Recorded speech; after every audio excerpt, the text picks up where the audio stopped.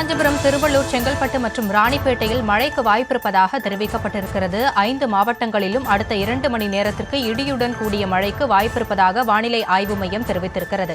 இதுகுறித்த விவரங்களோடு இணைந்திருக்கிறார் எமது செய்தியாளர் லதா. லதா, முழு விவரங்களை வழங்கலாம்.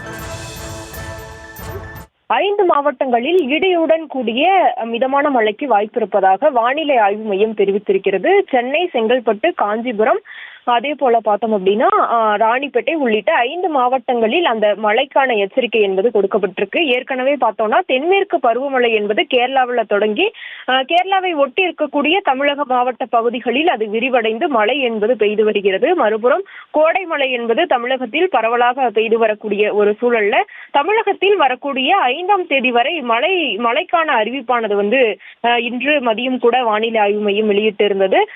அந்த வகையில பார்த்தோம்னா தொடர்ச்சியாக பல்வேறு மாவட்டங்களிலும் மழை என்பது பெய்து வருகிறது. முக்கியமாக சென்னையிலும் கூட இன்று காலை முதல் மேகமூட்டமான ஒரு சூழலானது காணப்பட்ட ஒரு நிலையில தற்பொழுது மழை என்பது பெய்து வருகிறது. நாம பார்க்கக்கூடிய அந்த காட்சி என்பது எழும்பூர் பகுதியில பலத்த மழை, காற்றோடு கூடிய பலத்த மழையானது பெய்து வருகிறது. மேலும் பார்த்தோம்னா அண்ணா சாலை, அதே போல திருவல்லிக்கேணி, சேப்பாக்கம், மேலும் ஆழ்வார்பேட்டை, தேனாம்பேட்டை, மேலும் அதனை ஒட்டி இருக்கக்கூடிய பல்வேறு பகுதிகளிலும் இந்த மழை என்பது பெய்து வருகிறது. அந்த வகையில பார்த்தோம்னா அடுத்த 2 மணி நேரத்திற்கான அந்த அறிவிப்பு என்பது வானிலை ஆய்வு மையம் வெளியிட்டிருக்கிறது.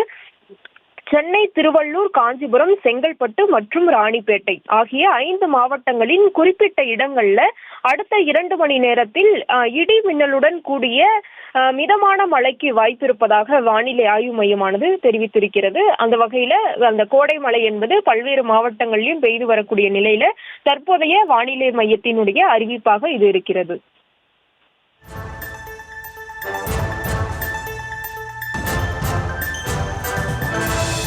விவரங்களுக்கு நன்றி லதா.